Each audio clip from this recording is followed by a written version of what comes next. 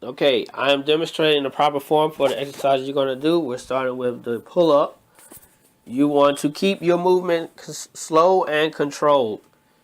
You want to get a full extension and do not swing your hips or legs. I'm going to show you the wrong way. You see, I'm not getting a full extension. I'm going down about halfway and then coming up. You want to extend all the way out. Don't jerk down to the bottom of the movement. Slow and control on the way down. Here's from a different angle. Again, slow and control all the way throughout.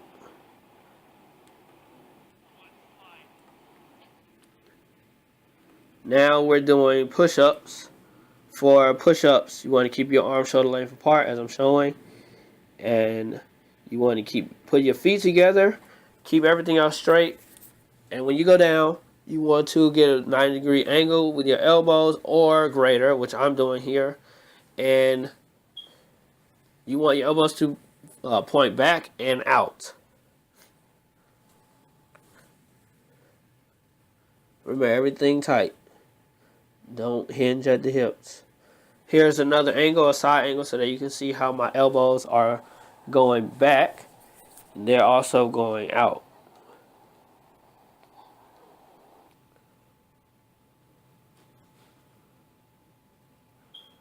Now, these are hanging knee raises. No, sorry, these are chin-ups. You want your palms facing towards you. That makes the chin-up grip. And then, remember, the movement is very controlled. You want to hold at the top for at least a second. Do not drop out of the top of. That's going to mess up your shoulders. It's going to mess up your elbows. It's going to give potential injury. That's terrible form. Do not drop out of the movement. Bring it down slowly. And another angle so that you can see. Even if you want to do the movement faster, you can still control your descent. So make sure you do that. That's pretty important.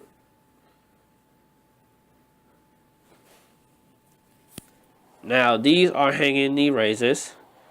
And you pretty much want to keep everything still except for your legs. So you want to minimize swing as much as possible.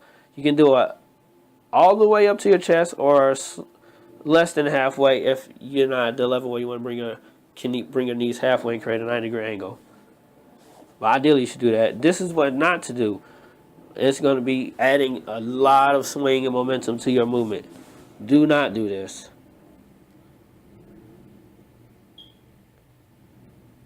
Now, you can also use a chin-up grip, or you can use this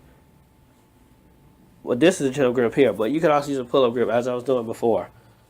It doesn't matter. Actually, you could switch it up. You should switch it up. Now, these are full dips. Full dips are going to use your entire body weight, so these are a harder version of the hardest version. The other one I'll show you is easier. You want to go to a 90-degree angle with your elbows or lower, as I'm doing here. Try to keep your head up. That's not that important. I sometimes bring it down, but try to keep that and keep a straight line with your body. Now, these are seated tricep dips. You want to, if your knees are bent, it's easier. When you straighten your legs, it's harder. I'll show it now. And you want your fingertips to face the same way you are and make a 90-degree angle. And keep your back straight as possible. Squats. Legs shoulder width apart. You can squat onto something as I'm about to do here. Keep your arms out if you want. Make sure they're parallel with the ground. Or you have the option of crossing your arms if that's what you would like to do. It's all a preference. It doesn't really matter. Now, that's going to get easy. So the harder way, a more challenging way is what we call ass to the grass squats. You're going to go all the way down. Pull your butt as close as possible to your calves. You can turn your feet out. My bad. You turn your feet out a little bit wide. It's your preference, whatever's more comfortable with you. Just keep your legs shoulder width apart. But you don't have to have your feet parallel from each other. They can be pointed in opposite directions. Do not round your back. Keep your lower back straight. I'm going to show you what it looks like. This Do not do that. That is not what you want to do. Keep it straight throughout the entire movement. And again, you can position your arms however you would like. Now, these are going to be rows. These are pull-up rows. This is an alternative way to do pull-ups if it's tougher for you. Now, you want to keep everything straight. You want to pull your chest to the top of the bar, hold for a second, and then come out.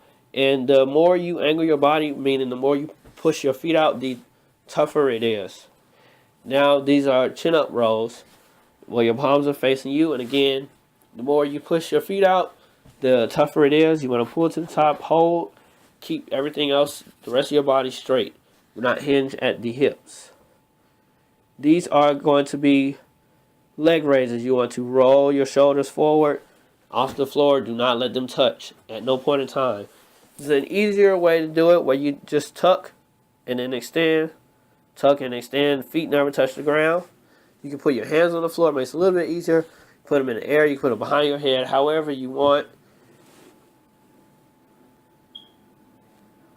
And now the more challenging way is to keep your legs straight and extend it the entire time. This is an alternative to hanging knee raises. There you go.